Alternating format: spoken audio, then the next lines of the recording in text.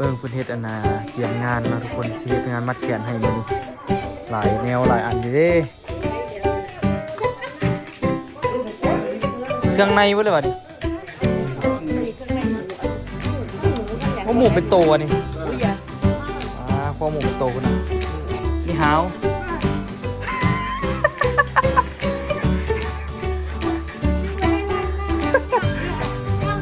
เห็นบ่สุดเขาเจ้ายังมีอยู่หมดแบบนี้สุดอันนี้แหละสุดเฮาเล่นแต่นแค่เคาน์เตอร์แล้วนี่เป็นเอาพักเลย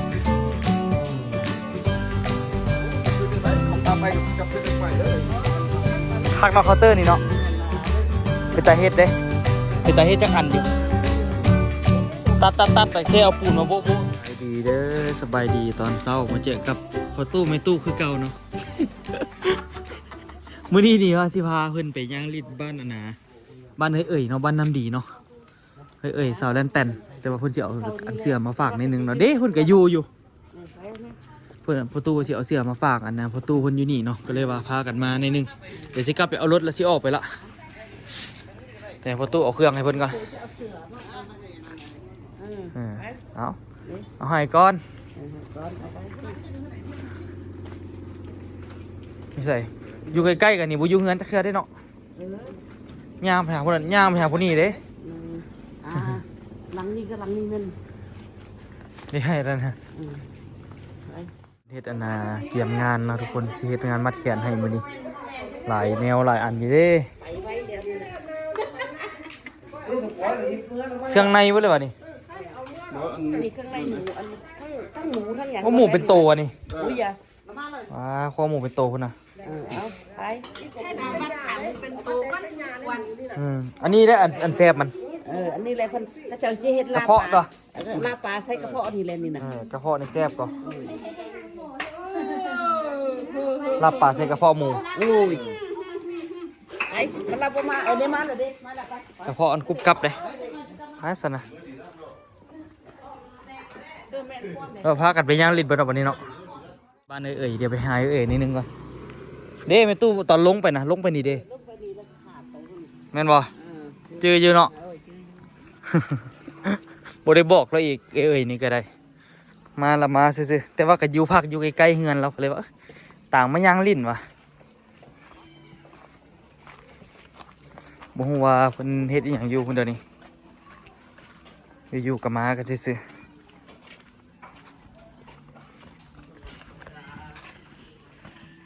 เขาจะบดอันนั้นให้สัตว์โอ้มีกระต่ายมีกระต่ายดิ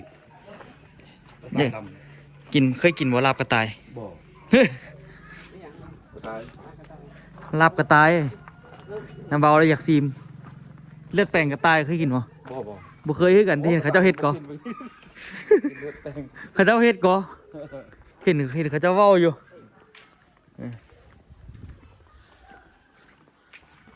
บางเฮือนมีแต่เฮือนงามๆเนาะไปกับบ่เป็นเฮือนเราแล้วบ่เหมือนแล้วอ่ะมี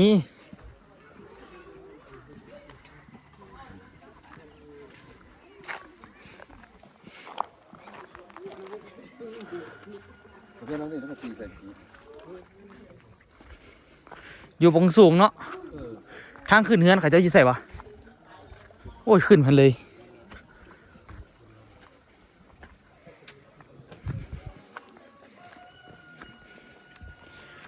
สิอยู่เฮือนบ่เฮือนก็จะพันแล้วเถอะ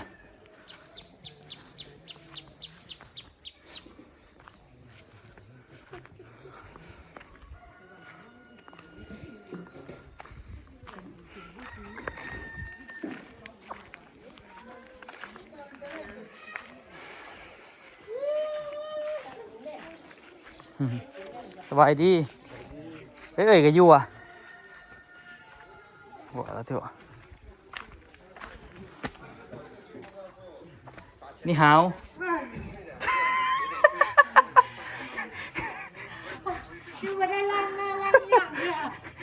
นี่หาวเหรอเดี๋ยวลูกใหญ่แล้ววะโอ้ยมายางเลาะซื้อพอดีมานะพาเพิ่นมาลิ้นกันเลยวะโอ้ยพอดีไปยางเลาะลิ้นเนาะสิเด้เปิดมาแต่ฝรั่ง แต่ว่าเพิ่นมาลิ้นแล้วเพิ่นมาหลวงทากันเลยว่าพักใกล้ๆนี่มื้ออื่นสิกลับแล้วก็เลยมาเลาะยางเลาะลิ้นพาเพิ่นมายางเลาะลิ้นนี่ล่ะโดยโอ้ยนางเมื่อยละช่วงนี้ยางลิ้นหน่อยนึง บ่ได้บอกอีเลยเนาะ แต่มึงดูเห็นบ่สุดเขาเจ้ายังมีอยู่เห็นบ่แบบนี้ เห็นนะ สุดอันนี้แหละสุดซุมเฮาเล่นแต่นไปใช้ไม่เท่า ข้าเช่นข้าหันเห็นอันลูกหลานไม้นี่ก็เบิ่งที่ชนแต่นางบ่แล้วก็มาหา อ๋อ ทำชนแต่นางแล้วก็เอาช่วยก็ยักแก่ก็เอามา มายางเลาะลิ้น ย่างเราเล่น ฮู้จักไอ้เอ่ยนี่ โอ้ ฮู้จักไอ้เอ่ยเลยมายางเลาะลิ้น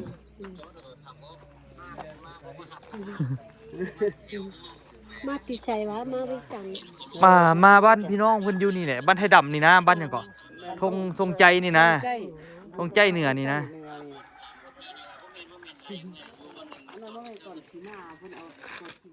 เป็นหยังมากู้เอาไปเฮ็ดหยังล่ะ ก็มันมีนะอยู่นี่ กิน โอ้บ่เป็นอันนั้นว่ะเขาเจ้าเอาไปเฮ็ดอันน่ะ มันเป็นตาเป็นตา โอ้มันเขาเจ้าไปเฮ็ดเครื่องรางกันว่ะ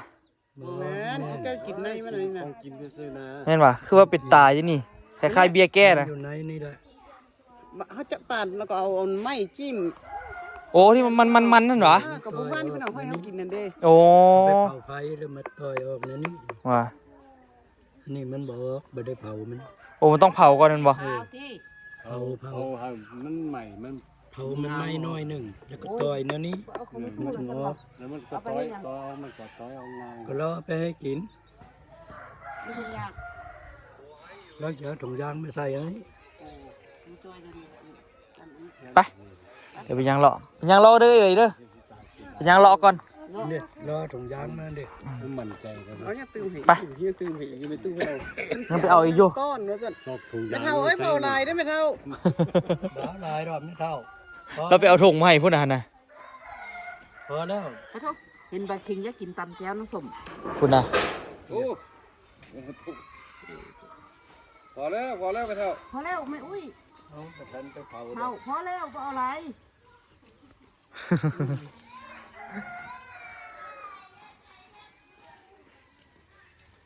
เร่งจันทร์พุ่นน่ะอันลูกแม่อยู่เวียงจันทน์น่ะ อยู่ แม่นแหละอยู่เวียงจันทน์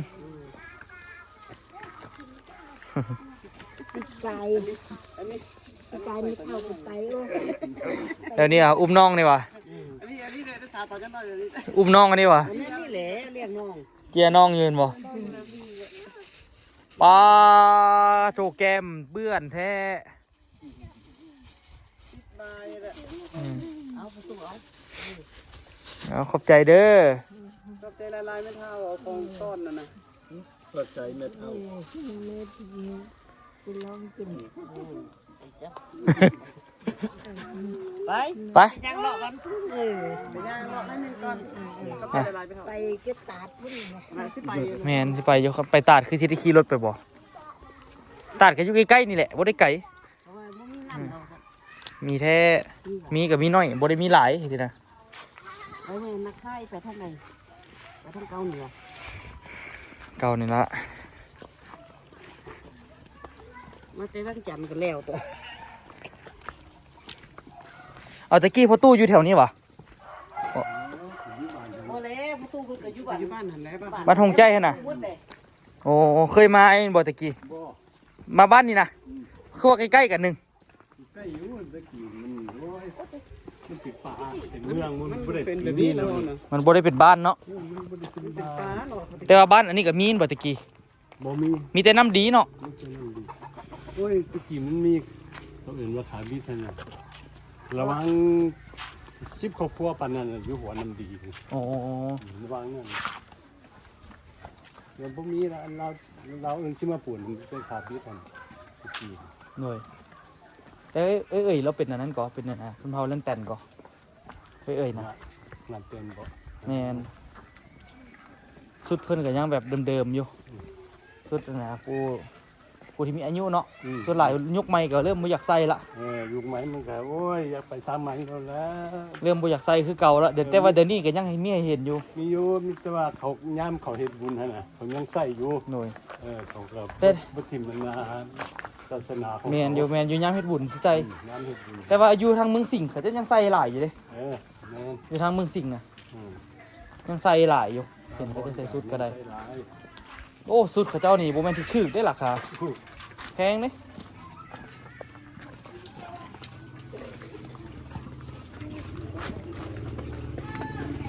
โอ้เกียร์น้องเลาะคันนั้นน่ะบอกว่าโตมันหัวเอาน้องก็สิเอาอีกอยู่เด้แม่เอ้ยสบายดีแม่ฮะเอาไปแวะหาเอ้ยเด้ลูกไปแวะหาเอ้ย หาเอ้ย ไปมาแล้ว ไปมาแล้ว โอ้ใหญ่เป็นบ่าวแล้ว ลูกเอ้ย ใหญ่เป็นบ่าวแล้ว ลูกนาลินแหละอันนี้น่ะ ลูกนาลินเลยเนาะ เออ ใหญ่เป็นบ่าวแล้วเด้นี่น่ะ เอาไปสน ไป ใจ แม่ไปรอใส่ แม่อยู่โลอยู่เฮินนี่ไปเห็นน่ะเห็นละ เห็นเด้อเอ้ย นี่เอ้ยนาลินเนี่ยเอาแขกไปยักสนใจน่ะ ฮะ แขกนี่ พาเพิ่นมายังรอเพิ่นอยู่นี่นะเพิ่นอยู่นั่นน่ะธงใจเหนือนี่นะ เอาถุงเอายังก็บ่เอา แต่มีหยัง คอยมีถุงเซลถุงนะเอามาเบัง ฮะ เอาถุงมาเบัง ใส่เบิ่งดูอันนี้แม่นหยังอันนี้ อันนี้ก็ซื้อคอยเซล โอ้ คอยเซลเป็นเซลได้แล้วนี่นี่น้อยหนึง อืม เซลเยอะ เดี๋ยวพาเพิ่นไปยังเลาะได้นึงก่อน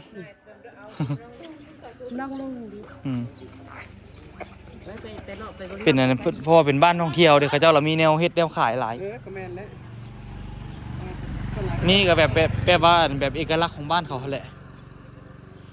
เพราะว่าบ้านนี้เขาเจ้ามาเขาเจ้าก็มาเที่ยวฮะนะ ซื้อไปอันนั้นเฮ็ดกันได้เบิ่งนะ ที่จริงแนววางจอกนะงามก็เขาเจ้าเซลเอาแบบว่าย่องวางจอกกาแฟนะบ่ให้มันเปียกฮะนะ ผ้าเป็นอันนั้นที่สี่เหลี่ยมมันติ แม่นผ้าเป็นสี่เหลี่ยมมันนะนี่ตะกี้ดีนะน้ำอันนี้ยังบอกแห้งตอนมา บ่มีเลยนี่แห้งเนี่ยเลย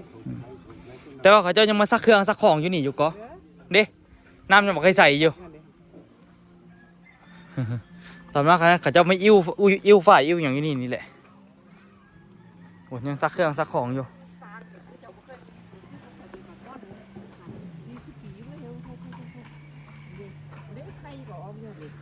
โอ้ใครนี่คือจะกินบ่ได้พุ่นซักเครื่องซักของตลอด เอาบ่ บ่ แต่ว่าน้ำก็ยังใสดีเนาะคันเอาไปเอาได้คือสิเอาอยู่หัวพุ่นหัวบ้านพุ่นเนาะบนเขาเจ้าบ่ได้ไปรบกวนมันพุ่นอันนี้นี่เขาเจ้าอันนั่นล่ะที่จริงน่ะจะมีขวเนาะเอ๊ะมันก็มีขวอยู่ตัวแต่ว่าเฮ็ดบ่แล้วอ่ะ ดีเนาะ แม่น หัวเนาะเฮ็ด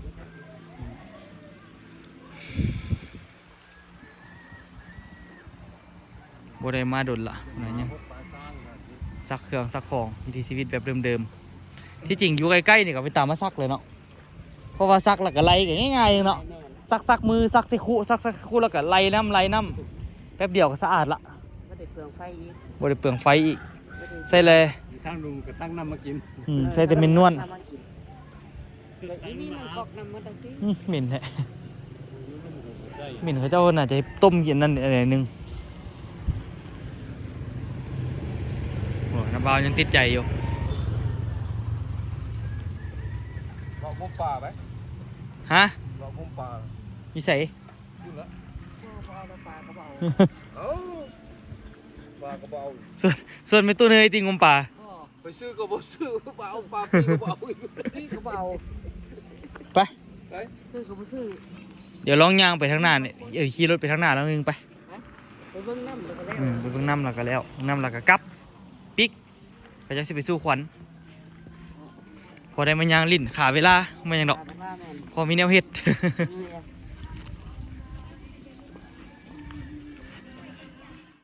อ๋อสาวน้องซอย2คนนี่ยังมันย่างรอพี่ โอ้ยน้องสาวสอง แต่ที่จริงขั้นมืดอะนะ ได้ขัว ขัวนี่แต่มันไก่โพด อ๋อไก่ป่ะ ไก่เขาเจ้าได้เขาเจ้ากันย่างรัดน้ำบ่ แม่นเนาะ แม่น โดน อันที่ข้ามไปกันย่างรัดน้ำดีกว่า อืม จริงขัวก็มีอยู่ขัวอย่างนี้ขัวน้ำดีกว่า หัวน้ำดี แม่นแท้ น้ำดี น้ำดี มีน้ำสูง บ่มีแต่ หวานน้ำดี น้ ำดีอย่างเดียวเลยโอ้เขาจะตากอย่างนั้นคือเป็นแผ่นแท้ อันนี้เขาเฮ็ดเจีย เฮ็ดอันหางสาอันใบสาเนี่ยแม่นบ่ ที่จริงคันรุ่นใหม่มากก็เฮ็ดบ่เป็นละกว่านี้ เจ้าเฮ็ดสาเฮ็ดเจียแม่นเฮ็ดเจีย เฮ็ดเจี้ยวอ่ะ เจียเฮ็ดเจีย โอ้ เขามาเขียนหนังเขียนหนังสือ เหม็นเนาะ ของเก่าอะนะ โอ้ยังมีเจี้ยเฮ็ดเอาอยู่เนาะโอ้เดี๋ยวบัดกลับสิไทยเบิ่งว่าทางนี้พายบ่ได้ ทางสาเลย เฮ็ดก็บ่ยากเฮ็ดเจียเอานอกก็เฮ็ดก็ได้ได้ยินบอกประตูนอนได้ซั่น เอาหยังเกาะ เอานอนไม่เฮ็ดก็ได้ หนอไม้เฮ็ดเอาหนออีหยัง นอนยังก็ได้นะ ว่ะ โอ้ประตูขี้โมอีกเนาะ ไว้เราเคยเฮ็ดอยู่ เจ้าว่าขี้โบ้บ่เถอะเราฮู้แท้เนี่ยซะนะเราเคยเห็นเลยเราจะฮู้สิเจ้าอันบ่ฮู้สิ นอน นี่ เห็นบ่ที่ทางได้ดีนี่นะ มาทับ ให้รถจับไปก่อนให้รถจับไปก่อน ต้องเฮ็ดให้มันมุ่งดี โอ้ ๆมันอ่อน นี่อันนี้เป็นเฮือนที่ว่าเขาเจ้าเฮ็ดตะกี้หั่นน่ะจะเฮ็ดโซไว้เดเจียเขาจะเฮ็ดแผ่นเจียคักเนาะโอ้แสดงมีรถมาเที่ยวอยู่ตัวนี่ มีคนท่องเที่ยวได้เด้ ใส่ว่าปานนั้นปิดปรับปรุงถูกอันนั้นเฮ็ดบนเฮ็ดล้อบนนี่ถอยบนนี่ก็อันตรายอยู่เด้นี่เดี๋ยวจอดนี่แหละ แกมันหลายเลยเว้ยลุง แม่นเสียวอยู่ได้โอ้ยา เดี๋ยวเฮาไปเบิ่งเฮือนเขาเจ้าเฮ็ดจำลองให้เบิ่ง เสี่ยว เฮือนสมัยตะกี้นะ อันนี้แล้วนั่นนะงั้นขาบิด เฮือนขาบิด สมัยตะกี้อันนี้ ทาง ไป ว่า เบิ่ง เอาเนี่ยเพิ่นฮู้เด้ มาไปซะนะลงไปเบิ่งในอยนึงในมาละ ไปเบิ่งขาบิดหลายดีก็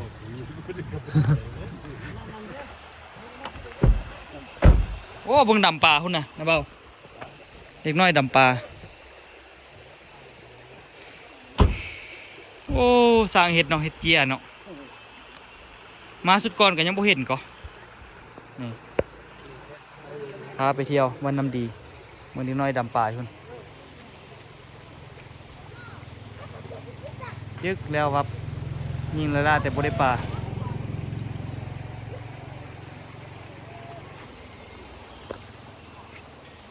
ไปเดี๋ยวไปย่างเลาะเบิ่งนิดนึงเขาเจ้ากำลังเริ่มเฮ็ดอยู่ก็เป็นอีกสถานที่หนึ่งที่เป็นสถานที่ท่องเที่ยวเนาะอยู่นี่ผู้ใดมีโอกาสมาก็มาเลยเขาเจ้าเสียเฮือนแบบจำลองให้เบิ่งโอ้เขาจะบ่ให้คนทางนอกเข้าเถอะเขาจะบ่ให้คนเข้าเถอะแต่เฮามาแวะเบิ่งเฮือนกันน่ะจะบ่เป็นหยังน่ะมีเพลงอีก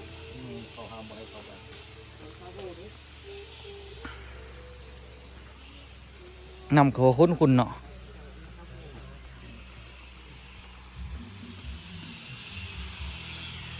โอ้เขาเจ้ากำลังเริ่มเฮ็ดใหม่งั้นอันนี้แหละจึงเป็นบ้านท่องเที่ยว มายังเลาะเบิ่งนิดนึงโอ้ก็งามเนาะเขาจะเฮ็ดอันนี้เนาะ เลยสักนอกอันที่บ้านให้ แม่ตู้เนยแม่ตู้เนยไปเฮ็ดเฮือนอันนี้ไหมฝรั่งมักขนาดนี้เฮ็ดร้านอาหารนะ ประตูเลยบ่เฮ็ดหยังแล้ว ถือเพิ่นถือพอตู้ได้อีกเนาะ ประตูเดี๋ยวได้อีกเพื่อนให้อีก พอตู้เครียดให้อีกเนาะ ตีเลยเข้าหมดแล้วว่าเอาหยังแล้ว หลังคา โอ้ยังบ่ทันเปิดแท้เนาะ หลังคามันนี่มันเฮ็ดแบบ ประมาณช่วงไหนเปิดนี่ฮะปีหน้าพุ่นน่ะโอ้น้ำดีคือว่าปิดปรับปรุงตลอดให้เว้ยมา2 ปี 3 ปีละน้ำท่วมวะอ๋ออันตรายเนาะเฮ็ดแล้วกับน้ำท่วมอีกเนาะพุ่นน่ะงามเลยเด้นี่เบิ่งโอ้เบิ่งอันนาเบาหิ้งพูดอันนี้นะเฮ็ดเคาน์เตอร์อันนี้ไหมนาเบาคักเลย เขาบุกคืนจังไดเขาพาไปกับจำเป็นได้ไปเลย คักเนาะเคาน์เตอร์นี่เนาะ แม่นนาเลย เป็นตาเฮ็ดเด้เป็นตาเฮ็ดจักอันอยู่ คักเลยงามเฮ็ดได้ตัว ตัดแล้วแค่เอาปูนมาโบ๊ะๆซื้อทั้งหน้าก็เฮ็ดเป็นแบบให้มันเพียง เพราะว่ามันบนปากน้ำเป็นน้ำห่วง ๆเป็น น้ำห่วงเนาะ เคาน์เตอร์เป็นอย่างบักคักๆเลยนี่นะโอ้แต่เย็นดีเนาะเวลาเราเข้ามาในนี่เนาะอันนั้นมุ้งอันนี้เขาเอิ้นหยังว่าหยาแฝกว่ะเหมียวบ่แม่นใบจากแม่นบ่ ไว้ ว่ะหญ้าหวายว่ะ ยาหวาย โอ้ ขายในธรรมศาสตร์ไทย โอ้แต่เข้ามาในนี่เย็นเลย ไม่อีกเด้ นอนรับพี่ดีเนาะ โอ้หนาวเถอะก็เดี๋ยวสิพาแม่ตู้เนยไปขี่รถประจนภัยขึ้นเทิงเนาะ ย่านแต่มันต่างไงเนาะ แม่ตู้เนยปฏิเสธด่วนเลยเนาะโอ้ ย่านแต่มันต่างไงลงมาขึ้นอันนี้นะ กันนี่บ่ฝันนี่ บ่ปานนี้เห็นบ่บ่ปานนี้ มันถ้ามันต่ำอยู่แต่มันก็ขึ้นไปเรื่อยๆได้ อุ้ยแต่สาวว่า โอ้ยขอบคุณบ่กล้าเบิ่งค่อยนี่ มันเขาจะเฮ็ดเจี้ยเฮ็ดหวานเนาะ อันนี้มันสั้นขึ้นประเดียวเลย แต่ขี่จับขึ้นไปนี่โอ้คัก รถจักรนี่เคยเป็นจะอีขึ้นอยู่ รถใหญ่เขาก็ขึ้นแล้วรถใหญ่เขาก็ขึ้น เขาก็ขึ้นแล้วเราไปยิ่งง่ายเลยเขาไป รถใหญ่ก็ขึ้นได้สำนี้ซื่อๆแต่ว่าบ่ขึ้นดอกขึ้นไปเฮ็ดหยังขึ้นไปฮอดซอกบ่เลี้ยวกลับคืนกับบักยาก มันมาถือกันกลางๆท่านนั่นก็มาท่านนี่ก็เมื่อนี่ได้เลย แม่นอยู่ ธรรมดาอยู่เมืองฝรั่งเนี่ยเขาให้แต่คืนบ่ให้ลง ขึ้นได้อย่างเดียวนั่นบ่โอ้คันขึ้นไปแล้วไปเจอกันอยู่กลางทางนี่เว้นเลยเด้ เว้นนะนี่นะ เนาะ พลังขั้นเส้นห้างเส้นใดเส้นน้อยแบบว่าขั้นขึ้นแล้วก็ขึ้นเลยเขาเบิ่งลงมาขึ้น แม่นอยู่ ลงทั้งโลกเราเห็นบอลไม้ขึ้น เขาเบิ่งเห็นเขาเบิ่งกันเงินชวนกัน แม่น เสียดายเนาะอันนี้เขาปิดปรับปรุงบ่ให้เข้าเถอะเนาะเปิดปีหน้าพุ่นน่ะ โอ้ยเหยียบกี่ตมโอ้ยก็ได้ไปเหยียบกี่ตาย คิดว่าเหยียบขี้วะ บ่กี่ตม ไกลเลยเนาะมันขี้ตมเนาะ ง่วยบ่ได้ลูก โอ้ยเหยียบขี้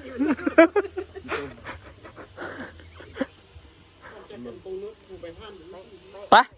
ไปใส่ ไปเงินมัดแขนเลย ตอดมุงเลยนะนี่ นี่เลยที่นั่ง โบน้ำตกอยู่ไหนนี่น่ะเขาเจะปิดอยู่น่ะเขาปิดปรับปรุงอยู่ โอ้ยอยู่ในเฮือนเหรอ บ่อยู่ทางไหนนี่เลยเขามันมีทางยางไป แต่ก็ยางบ่ไกลดอก เดี๋ยวเขาบอกเขาเด็ก เขาบ่ให้เข้า ไปไก่ย่างของมึงไก่ย่างมาเนี่ย มันก็บอกถึงเลยมันมาเขาปี๊ดเขา อืม เขายังต้อง เขาบ่ให้คนเข้า แต่ว่ามาแต่ละเทื่อเขาเจ้าบ่ได้แปลงก็เขาเจ้าปะถิ่มไปเลยแต่ว่ายางเขาไปได้สินะอันนี้เขากำลังแปลงเขาเลยบ่ให้คนเข้าไปเทื่อแต่ว่าก็สามารถน่าจะสามารถเข้าไปนั่งกินนั่นกินนี่ได้อยู่มัน เอาเลยเขาเปิดเขาเปิดเลย แต่ว่าคันว่าอันเฮ็ดแล้วนี่โอ้คักอยู่เพราะว่าคนมาหลวงอำทากับบ่ฮู้ว่ามาแล้วสิไปไสมาเที่ยวนี่ก็ดีคือกัน ตัวกระบอกตัวอีโบมาเลยดิ ฮะ ตัวกระบอกเธอสู้ โอ้ยเว้าไปซื่อๆแหล้วมีโอกาสก็ได้มาอยู่ยามมันยามมันเมื่อยเขาก็ว่าเธอสุดท้ายแล้ว มีแฮงแล้วก็ว่ามีโอกาสมากับมาได้อยู่อย่างว่านี่ เขาบอกเอาเลย บ่ได้น้อยน้ำปลานี่ ตัวหนึ่งเธอสุดท้ายมันก็มาเลยโอ้มันจะกระตำเร็ว พุ่นน่ะมีปลาเห็นป่ะ ปลาเธอกินปลา โอ้ตกใจเอาไหมโซดูจักโตดู เห็นอยู่ปะ โอ้ตู้บ่แม่เจ้าหาปลา โอ้มีไม่เหี้ยนิ่งอ โอ้ ย่างดี ได้ เนาะ เลยบ่ลุดซ้ำบ่ได้ เขาสอนเอาเนาะ สอนเอา ดำบ่ก็ บ่เขาไปเห็นตอนนี้โอ้ย แต่ยานเท่าไว้ดีมาทางนี้ เดมาทั้งนี้เด้อ เออแหงอยู่ก็ แล้วตอนเขาไปยังน้อยเห็นสอนเอาเนี่ยสอนแปมตามนั่นน่ะ มันดำมาแล้วจริงครับดำมันก็ดำปลาพันธุ์นี่แหละ มีเท่าไหร่สอน บ่ปลาขาว สอนครับสอนนะ ตัวดำเอาตัวตาลเอาตัวขาวก็คือว่าคักให้มันดมก้มเอา เอากึกได้บอลพูดน่ะว้าวตลอดมือสิได้ปลามาเอามวนมาเอาสังคมซื้ออันนี้ไปปลาบนเน้นสังคม ใส่ปืนอันตรายเด้นี่นะ เอ้ยแต่ยังไง โอ้บ่เป็นหยังนะนี่ เขาเราต้องใจเลย เดี๋ยวยิงพุ่นเดแล้วกัน กินมันยังได้ตัวนึงมันลด นอนน้ำดีนอนกับนอนดีๆรถกับบ่ได้มีนะโดนมีเท่านึง แต่สั้นแล้วจังหวะจะกล้านอนอยู่ข้างทาง ได้ไปนอนเปรนำประตูอยู่ถึง อุ้ย เฮาก็ยังบ่ทันมีกันเด้อ เงิน แต่ว่าเบิ่งแม่บ้านน้ำดีนี่เขาจะมีเงินเนาะไอ้เทียนหลังใดงามๆเนาะ เอาบางทีเขาว่าจะตื่นแล้วมันอย่างยูนอกเนี่ยเงินป๊อดที่เขา เนาะ เงินแน่นหนาขนาดนั้นเงินเขาเจ้า ก็จะเฮ็ดจังสวนยางเฮ้ยยางตั้งแต่นี้สวนยาง เพื่อนเมื่อกี้ก็เจ้าเหตุการณ์อย่างลุงเพราะว่าขอโทษรถ3คัน4คันคักบ่คักเขายังบ่มีเครื่องเขา รถด่านนี่ โอ้ นี่หน่อยปีนามันไอ้บดีมันไปเป็นเจ้าเมืองคน โอ้ เจ้าเหตุการณ์ดีเพื่อนนะด่านพ่อนี่นะเจ้าเทียนสูงจบตั้งแต่เมื่อไหร่เทียมเว้นที่จบเลยดัง ว่าน้ำดีบ่ได้มาโดนละแต่ว่าก็โดนเท่านึงนี่แม่ยังมาอยู่นี่อยู่ ยทางขายเครื่องลูกเอาทำไม แล้วก็เด้อแม่เด้อ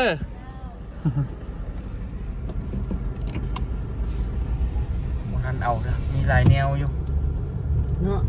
มีหลายแนวที่จริงมีหลายแนวอีหลีก็แนวอ่ะนะตั้งกาแฟกับเป็นตาเอาอยู่ก็ราคาก็บ่ได้แพงอีกเขาเจ้าเซลมือก็เขาเจ้าเซลมือ ส้นทองนี่เขาเจ้าเซล งานแฮนด์เมด เฮ็ดมือวัด แต่ว่าราคาเนี่ยบ่ต้องบอกถึงสมควรอยู่บางอันนะแต่ว่าผ่านแนวปูจอบอย่างมันก็โอเคเนาะงานแฮนด์เมด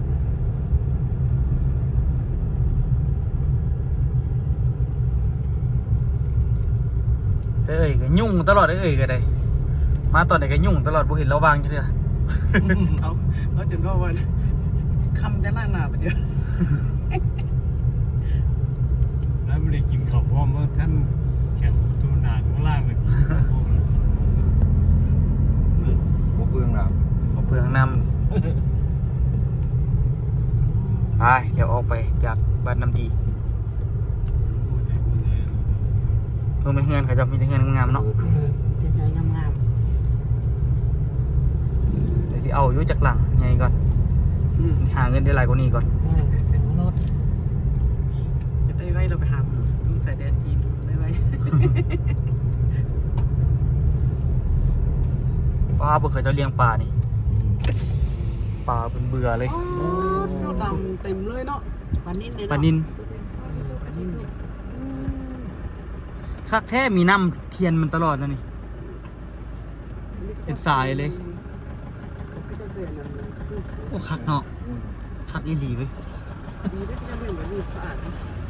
น้ำมันเปลี่ยนตลอดก็ น้ำมันเปลี่ยนไปเรื่อย ก็บางซื้อมาบางนี่ปลานิ่นนั่นเป็นไปขี้ตกนะ โอ้ปลานินเลี้ยงผัดมันกว่าเด้ ๆปลาอยู่ห้านแค่หาอยู่แบบนั้นแล้วกระบากแต่ปลาเลี้ยงห้าน เหม็นได้ขี้ตกกิน ไปกินปลาธรรมชาติจะเพิ่นไป กินด้วยไส อยู่รองซานขี้เพี้ยมันก็กินได้ แท้ก็ขี้ไอ้เพี้ยมันเอามาแกงนี่แซ่บกว่ามัน เห็น มันกินพวกกันนะ ที่ขี่มันไม่ตู้จันเพิ่นเอาเห็นนกกินปลาสะโพกปลานินธรรมชาติปลานินเลี้ยงกับบ่กิน โอ้ ปลานินธรรมชาติมันสิกินพวกไข่กินพวกใบไม้อย่างนั้นนะ ธรรมชาติเห็นไผเลี้ยงบ่เห็น แต่ว่ามันกับบ่อ้วนอีกมันบ่ค่อยมีให้กินเนาะขี้เดือนตามอยู่น้ำเนาะ คือขยันเตือนยำไปถึงอีกเดือน นะมันสิมีจักเทื่อไปใส่กับไปใส่มองเหรอ ถูกไปอันดิขี่เรือไปนำนั่นน่ะดิ แม่น เสื้อนั่นเลยปลาตัวนึงปลาทุบ ตัวใหญ่เนาะ แต่ตัวนึงเพิ่นก็ปิ่งกินแล้วกัน กินแล้วโอ้ย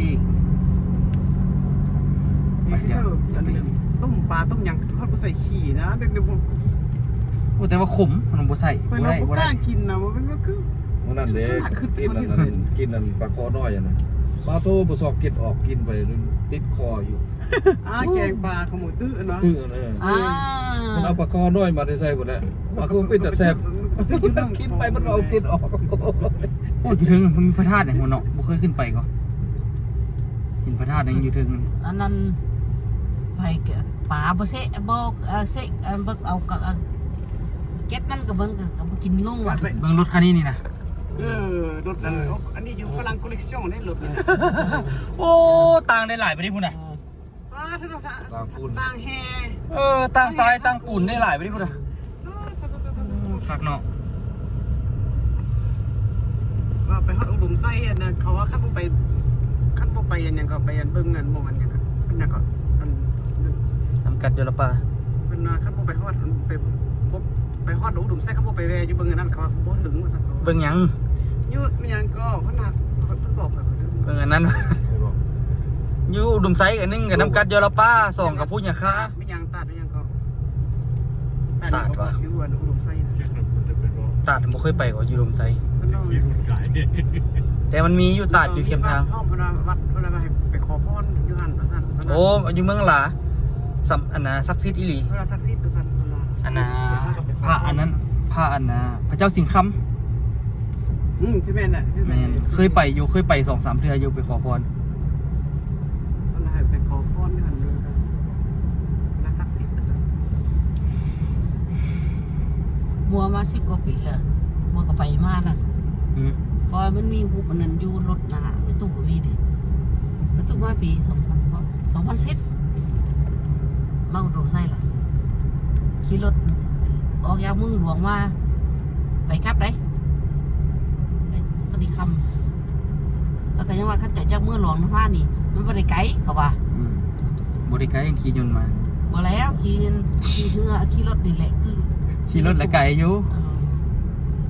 ว่าบ่เมื่อได้ป่ะ ไปโรงพยาบาลเมืองเขาเจ้ากำลังปลูก ว่าโลสิว่าหนังโลแสนกว่าทีบ่ฮอดโลอยู่บ้านนาคำโล40นะซื้อมาแล้วก็เผากัน ส่วนยางพี่ก็ตั้งหลายเนาะเป็นยางพารา ยางนี่แหละ ลูกชายก็โทรมา ตอนนี้ก็อาศัย เดี๋ยวนี้ กินทุกอย่าง เมียเพิ่นว่าไปทางต่างนี้เมียเพิ่นเกิดบ้านได้อีกแล้วอะไรคัดผัวมันเว้าหยังก็อืม ว่าคนที่เขาปีนความลาย โอ้ยสิ ตอนอยู่เมืองพนังเขาว่านึงเหมือนว่าพี่เขาว่าเป็น โอ้ยม่วนดี เดี๋ยวก็ว่าขอนลูกหลานอีก มีคลิปเลยเนาะโอ้ยลูกหลานก็จะเป็นครับผมเว้าเรื่องผิดเด้ เป็นบ่ เขาบอกว่าเว้าความจริงเด้อันเว้าเขาเว้าเรื่องเขา เอาเรื่องลูกกันไม่ตู้ดูเป็นจังได ตู้หยัง ลูกชายนะ ลูกชายแท้โว้ยเลื่อยไปใส่ ฮัก ไป กันนั่นบ่ เ ไปใส่ไปน้ำกัน บ่ใจมันใจใหญ่ นาน สิ เอาหยอกเลยทุกคนนะเดี๋ยวกำลังจะไปมัดแขนละเด้อ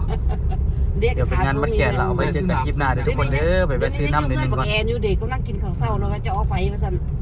ไว้เจอกันคลิปหน้าทุกคนบ่หยอกเด้อ